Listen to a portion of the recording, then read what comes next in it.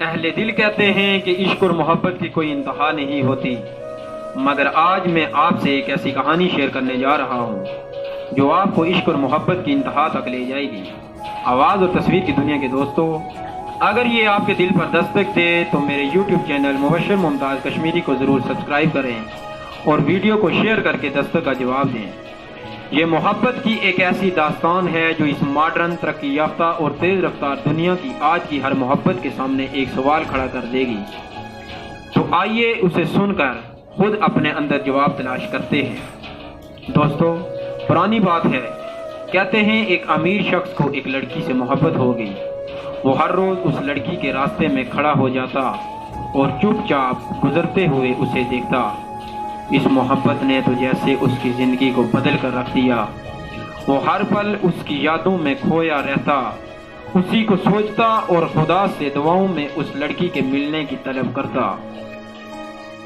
اس نے خدا سے وعدہ کیا کہ اگر وہ لڑکی اسے مل جائے تو وہ اپنی زندگی میں کبھی اس سے بے وفائی نہیں کرے گا اور اس کے علاوہ کبھی کسی اور عورت کی تمنا نہیں کرے گا۔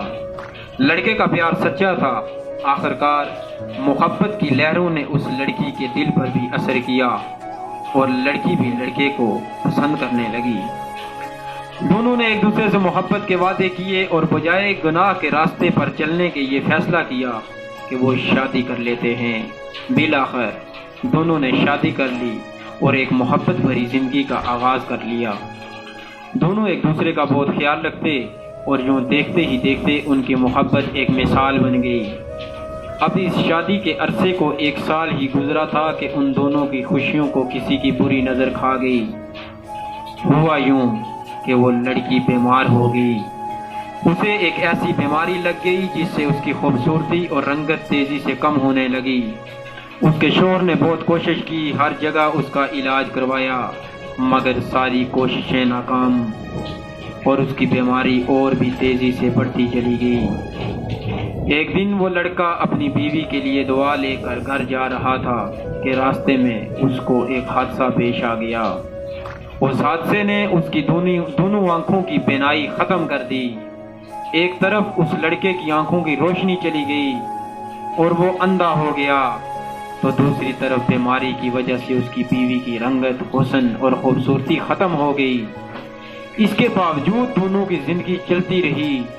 شوہر اندھا ہو چکا تھا، اس لیے اسے اپنی بیوی کی خوبصورتی کے ختم ہونے کا علم نہ ہوا، لہٰذا اس کا ان کی زندگی پر کوئی فرق نہ پڑا۔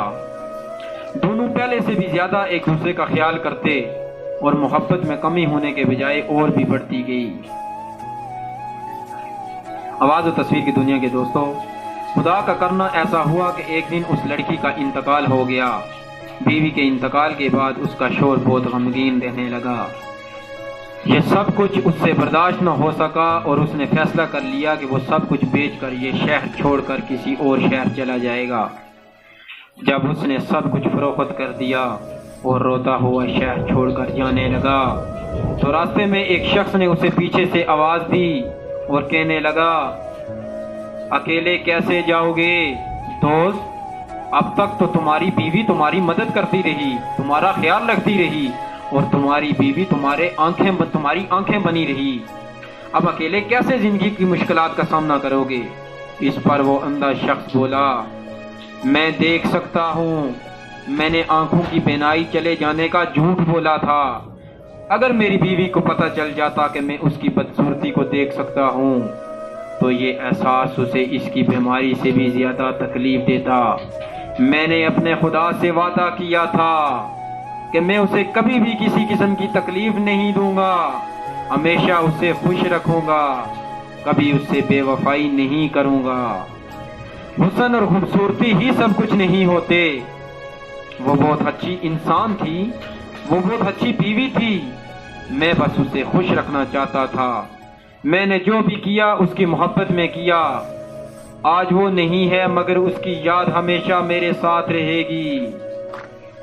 میں چاہے دنیا میں کہیں بھی رہوں میں اسے بھول نہیں سکتا۔ وہ میری سچی محبت تھی اور ہمیشہ رہے گی۔